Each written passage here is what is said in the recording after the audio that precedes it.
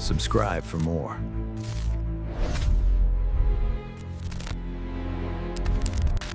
I never expected to feel that kind of stillness in my chest, the kind that comes when something familiar suddenly looks wrong. My name is Adrian Cole. I'm 40, married for 12 years, and until that afternoon, I believed my marriage to Helena was worn, maybe tired, but intact. I wasn't naive. I knew marriages change. Passion cools. Routines replace excitement. I accepted that. What I didn't expect was to see her in another man's arms and realize how close I was to walking away forever. Helena and I met in our late 20s. She was sharp, ambitious, warm in public, quieter in private. I like that balance. I worked logistics for a manufacturing firm, steady hours, good pay, predictable life. We built something practical. A house outside Bristol. Weekend grocery runs. Holidays planned months ahead. From the outside, we looked solid. Inside, things had grown thin. Conversations turned functional. Touch became rare. We weren't fighting. We were fading. That day, I left work early to surprise her. No occasion. Just a thought that maybe effort still mattered. I parked a street away from the cafe where she said she'd be meeting a friend. Through the glass, I saw her first. Then I saw him. Tall, relaxed, too comfortable. His arm rested around her shoulders. She leaned in, laughing, her hand on his chest. It wasn't subtle. It wasn't ambiguous. It was intimate. I didn't storm in. I didn't confront them. I stood there longer than I should have, watching my life tilt.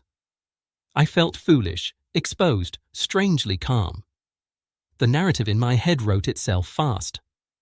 Affair. Lies. Exit. I walked back to my car and drove aimlessly, replaying every quiet night, every rejection, every moment I told myself it was normal. By the time I reached home, I had already decided. I would leave. No drama. No begging. Dignity mattered. Helena came home later than usual. She noticed the packed overnight bag by the door and went still. I told her what I saw. I told her how it looked. I didn't accuse. I stated facts. She didn't interrupt. When I finished, she sat down, hands folded, and said my name like she was grounding herself. Then she told me the truth, and it wasn't what I expected. The man was Oliver Grant. A physiotherapist. She'd been seeing him twice a week for months after a minor car accident I barely remembered. The arm around her shoulders wasn't desire. It was support.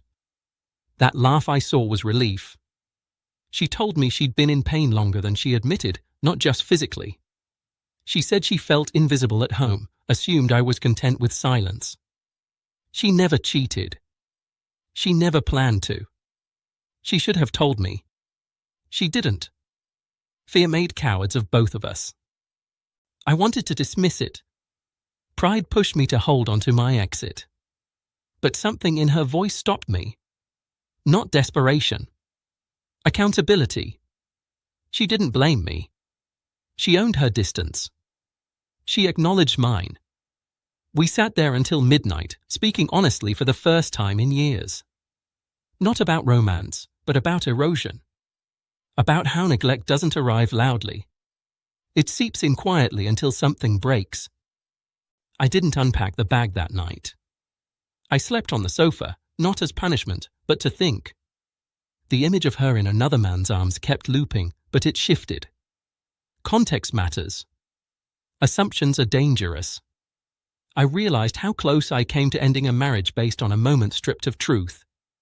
I also realized how close we already were to the end without noticing. The following weeks were uncomfortable. No grand gestures. No instant repair. Just effort. Conversations without phones. Walks without destinations. Admitting when something hurt instead of storing it. Helena switched therapists, looped me in, stopped carrying things alone. I learned that providing a life isn't the same as being present in it. Looking back, I understand why my mind went where it did. Men are taught to read distance as rejection and silence as verdict. We're told to endure quietly, to provide, to not ask for reassurance, then judged when we finally draw a line. That afternoon forced me to confront how much I'd internalized without questioning. I assumed stability meant absence of conflict, not presence of connection. Friends asked later why I didn't just walk away. Some said I would have been justified. Maybe I would have. Walking away is clean. Staying requires accountability on both sides. It required me to admit I'd checked out long before she leaned into anyone else's shoulder. I confused responsibility with effort and routine with love. She confused independence with isolation. Neither of us was innocent. Neither of us was cruel. We were just absent. I still think about that version of myself standing outside the cafe, heart pounding, ready to end everything. He wasn't weak. He was protecting what little dignity he felt he had left. I respect him for that. I also respect the man who stayed, who demanded honesty instead of escape, who chose clarity over assumption. Trust didn't magically reset. It rebuilt slowly, brick by brick. Some days it felt heavy.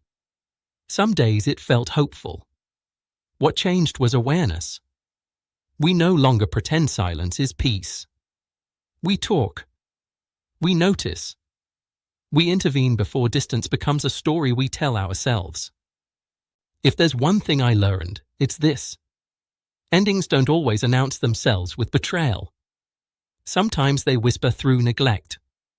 And sometimes, what looks like the final scene is actually the moment you decide whether something is worth saving.